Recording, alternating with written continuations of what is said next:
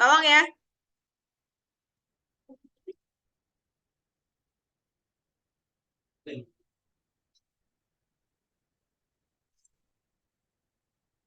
Oke, kita lanjut ke video selanjutnya. Video yang ketiga ya. Ini tadi kan kita sudah belajar caranya menentukan nama dari gambar struktur hidrokarbon yang tadi sudah saya ajarkan disingkat gitu kan. Bukan disingkat sih, sebenarnya lebih disimpelkan aja, disederhanakan. Nah, sekarang ya kita coba belajar ya. Kita coba belajar gimana kalau strukturnya itu bentuknya skeletal. Ya. Nah, jadi sebelumnya saya coba kasih dulu flashback ya. Kali-kali lupa kalau saya pernah kasih slide ini.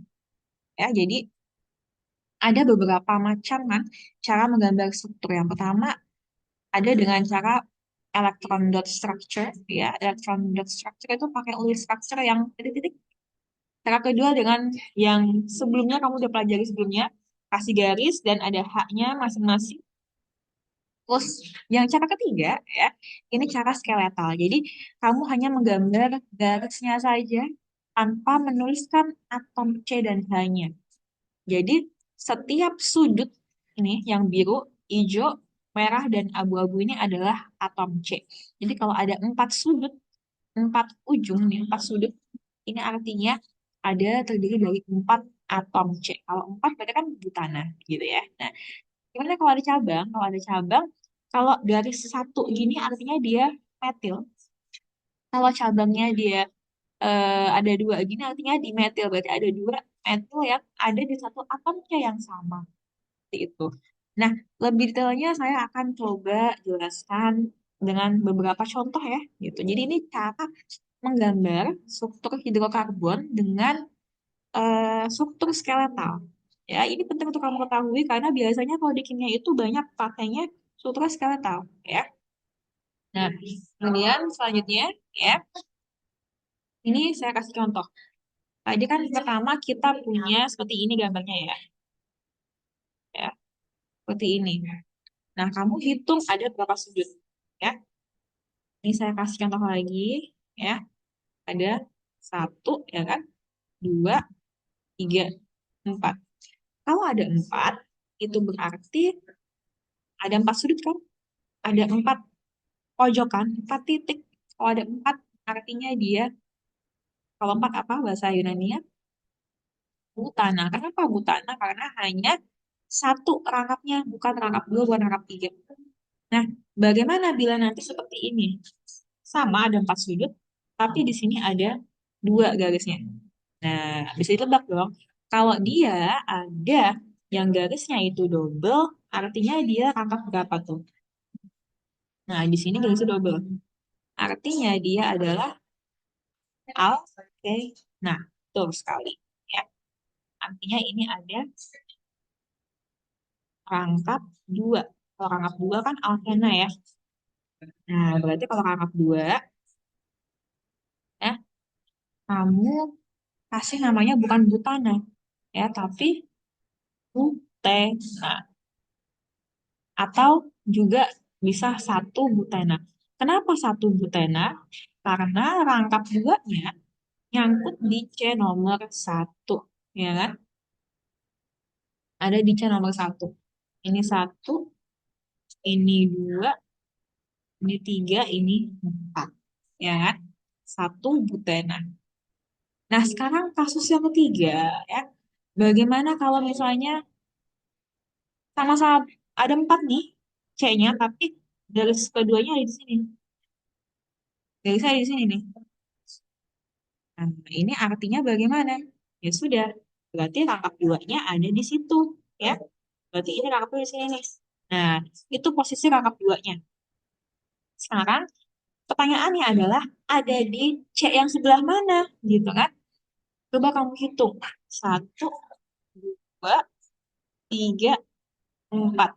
Kalau ngitung dari sebelah kiri, di rangkap dua ini ada di posisi C nomor dua. Atau bisa kita sebut sebagai dua. Kalau kamu hitung dari sebelah kanan, apakah sama?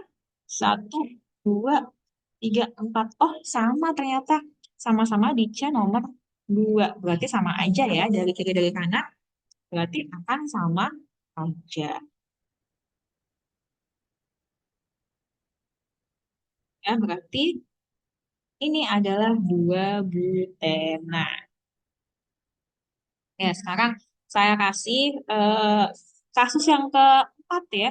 Kalau misalnya saya punya seperti ini, ya, ini saya kasih lagi satu, terus di sini seperti ini. Eh, bentar, ini kecoret ya. Maaf, coret.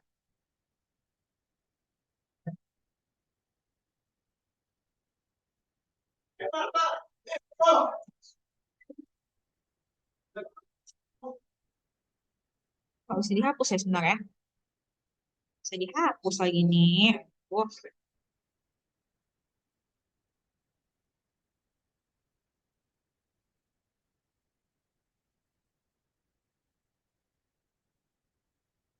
tunggu ya, saya ulang dulu sebentar. Ini nggak bisa dihapus.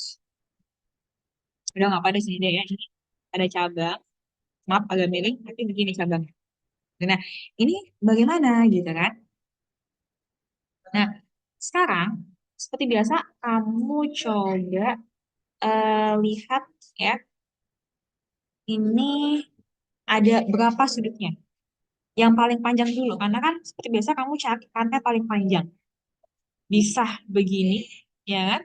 Bisa juga belok, ya enggak? Nah, kalau lurus berarti 1, 2, 3, 4, 5 gitu kan. Kalau belok berarti kan 1, 2, 3, 4, 5. Oh, sama-sama 5 nih. Berarti nggak masalah mau belok mau lurus itu nggak masalah berarti ya. Kalau nggak masalah berarti yaudah yang ambil gampangnya aja. Berarti kamu ambil yang lurus aja ya. Jadi kalau kamu ambil yang lurus, 1, 2, 3, 4, 5. Ada 5 atom C. Kalau 5 atom C artinya apa namanya kalau 5? Dan ini tidak ada rangkapnya. 5 berarti dia pentana. Ya, artinya dia pentana. Nah, pentana tapi ada cabangnya nih. Tahu dari mana ada cabangnya? Karena ada di situ tuh, ya. Ini ada cabang di sini. Nih. Nah, ini cabang nih, cabang nih. Ya. Ini cabang apa? Kira-kira namanya cabang apa? Kamu hitung dulu. Dia ada berapa sudutnya? 1, 2. Oh, cabangnya ada 2 sudut. Kalau 2 sudut berarti artinya dia punya 2 atom C. Ya, kalau dia punya 2 atom C, 2 artinya dia etil. Berarti dia adalah cabang etil. Tapi cabang etil di C-nya nomor berapa gitu kan? Kita hitung. Kalau dari ini 1, 2, 3, 4, 5. Berarti etilnya ada di C nomor 3. Nah, kalau dari kanan, apakah nomor 3 juga? Nah, nomor 3 juga ya, berarti sama aja. Berarti cabang etil ini nyangkutnya di C nomor 3. Berarti tulisnya adalah 3 etil pentana. Ini nggak pakai spasi harusnya ya. Ini agak kiri dikit, nggak pakai spasi. No space. Ya, dia pakai spasi. Karena saya nulisnya kejauhan. Sorry ya. Gitu. Nah, gimana kalau contoh lain? Misalnya saya punya seperti ini. Ya. Aduh, ini miring lagi. Saya punya contoh lain. Misalnya kayak gini. Ini di sini ada rangkap 2. Bagaimana caranya? Caranya sama aja, tinggal kita highlight dulu di sini yang paling panjang kan pasti yang atas ya. Kenapa saya pilih rantai yang lurus yang di atas? Karena di situ yang terdapat rangkap 2. Jadi yang ada rangkap 2-nya itu harus menjadi rantai induk. Berarti ada berapa sudut? Ada 1, 2, 3, 4, dan 5. Sama, berarti pen juga. Tapi pen tanah apa pen tanah nih? Nah, kebetulan ya di situ ada rangkap 2 nih. Rangkap di sini nih. Nah, berarti kita punya rangkap 2. Kalau rangkap 2 namanya apa rangkap 2? Betul, alkena. Berarti namanya adalah pente, pentena. Nah, pertanyaannya ya, si pentana ini ada di nomor berapa? Gitu kan? Nah, berarti kita hitung, kita kasih nomornya. Kira-kira perangkap dua ini akan lebih dekat ke kiri, apa lebih dekat ke kanan? Lebih dekat mana? Betul. Lebih dekat ke kiri. Satu, dua, tiga, empat, lima. Berarti kita bisa kasih nama dia dua pente, dua pentena. Nah, terus ada cabang tuh. Sebenarnya cabangnya tuh sama kayak yang tadi ya, cuma dia ngadepnya beda arah aja. Sebenarnya cabang ini sama yang tadi, sama-sama cabang etil karena apa? Oh, kan sama kan, cuman dia madep sebelah kanan. Sebenarnya mau madep kanan, madep kiri sama aja. Sama dia tuh bentuknya ada dua sudut, berarti dia etil ya. Kan kalau kamu lihat sini ada satu, dua, ada dua sudut tuh, berarti dia ada dua atom C ya. Kalau ada dua atom C, artinya dia etil ya. Ada satu, ini dua, berarti dia etil. Etilnya nomor berapa? Etilnya ada di nomor, eh, sorry, lu kecoret nih. Etilnya ada di nomor tiga. Ya, etilnya ada di nomor tiga ya. Berarti nulisnya gimana dong berarti? Berarti nulisnya adalah tiga etil, dua pentena seperti ini. Terus gimana kalau alkuna? Nah, alkuna itu agak sedikit unik ya. Jadi kalau alkuna mau kita bikin skeletal bones itu dia tidak bisa berkelok-kelok zigzag gini nggak bisa. Jadi kenapa tidak bisa? Karena rangkap tiga itu tidak fleksibel ikatannya. Jadi dia nggak bisa bikin bentuk blok-blok ini nggak bisa. Ya, kalau alkena masih bisa, tapi kalau alkuna tidak bisa seperti ini. Ya, nanti hasilnya adalah begini. Kalau saya punya seperti ini, ini alkuna nih. Kenapa alkuna? Karena ada rangkap tiga. Terus cara ngitungnya gimana? Cara ngitung jumlah atom C-nya? Nah, cara ngitung jumlah atom C-nya, ini agak unik. Kamu tidak melihat sudutnya, tapi kamu lihat dari ini. Ini pertama, nomor satu. Nah, ini berarti ada nomor dua di sini, C kedua. Ini C ketiga, ya. Ini C keempat. Tapi bisa kamu eh, hitung ada berapa atom C. Satu, dua, tiga, empat. Dengan rangkap tiga berada di C nomor dua. Berarti namanya apa dong? Kalau ada empat atom C, namanya Bu. Karena alkuna jadinya butu. Nah, ada di nomor berapa? Rangkap tiganya di nomor dua. Jadinya dua guna. Bu, kalau lebih dari empat atom C bagaimana? Nah, ini saya kasih contoh lagi. Kalau kamu misalnya punya seperti ini, gambar ya, misalnya gini. Nah, ini ini namanya apa? Nah, ini dia ya. Tenang aja, gampang-gampang. Jangan takut dulu. Kita hitung bareng-bareng setiap ujungnya. Jadi kalau untuk angka tiga itu tidak ada ujung sudut yang belok gitu. Jadi kita yang dihitung adalah eh, perubahan dari yang rangkap satu ke rangkap tiga. Ini ujung nih. Di sini perubahan dari rangkap satu ke rangkap tiga kan. Berarti ini adalah atom C yang kedua. Nah, atom C yang ketiga ini. Nah, ini baru nih. Keempat, kelima, keenam. Ada enam atom C. Artinya kita punya rantai induk dengan enam atom C. Kalau 6 namanya apa biasanya kalau 6? 6 itu hex, tapi karena dia alpha, jadinya adalah hex. Nah, hexunanya nomor berapa gitu kan? Coba kamu nomorin. Mendingan dari kiri apa dari kanan? Biar si rangkap ini prioritas paling dekat dengan ujung, paling kecil nomor. Di nomor satu, berarti di sebelah kiri. Dekat sebelah kiri kan nomor satunya? Satu, dua, tiga, empat, lima, dan enam. Jadinya, si rangkap tiga ini posisinya ada di C nomor dua ya. Tinggal kita kasih nama aja, gitu namanya dua heksu, dua heksu. Kira-kira seperti itu. Kalau ada cabangnya gimana, Bu? Contoh, misalnya ini saya kasih cabang di sini. Cabangnya etil misalnya gitu. Terus ini saya kasih cabang metil di sini ada dua tuh cabangnya tuh ya. Ya udah, kamu tentukan cabangnya ada di nomor berapa. Nah, di sini kebetulan ya cabangnya ada di nomor berapa? Cabangnya ada di nomor 4 ya dan nomor 5. Cabang apa namanya? Cabang apa namanya? Di nomor 4 ada dua atom C nih. Cabangnya. Nomor 5 cuma satu atom C-nya. Berarti kita kita punya cabang apa kalau dua? Satu, dua. Ada dua berarti namanya etil. Ada satu berarti artinya dia metil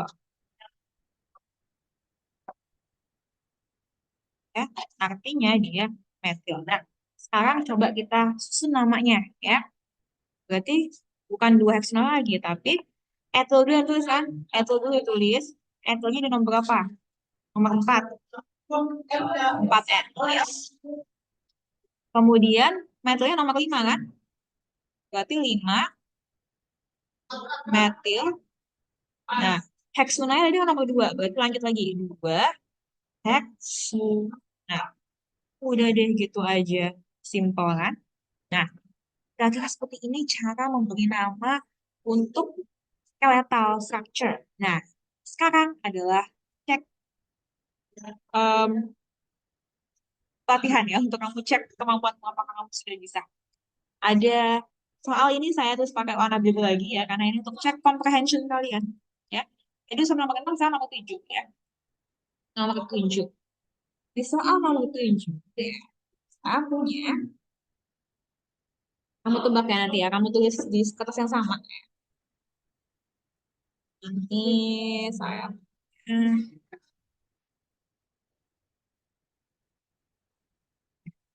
maaf, kelihatannya nggak apa deh.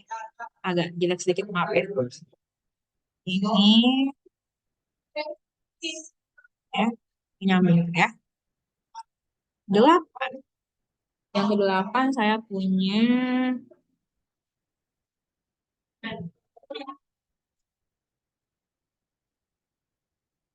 ya,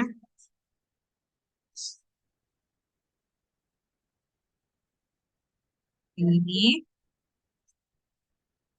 yang ke-9. Yang ke-9 saya punya ya, seperti ini. Di sini ada rangkap 3. Nah, nomor 10. Nomor 10 saya punya lagi soal seperti ini.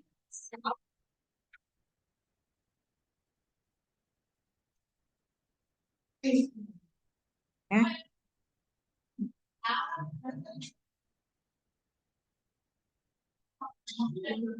Oke, silakan dijawab sampai nomor 10 di satu kertas yang sama. Saya tunggu jawabannya dan sampai jumpa. Sampai ketemu mungkin di video yang lainnya kalau masih ada yang harus dibahas lagi. Terima kasih ya, selamat mengerjakan.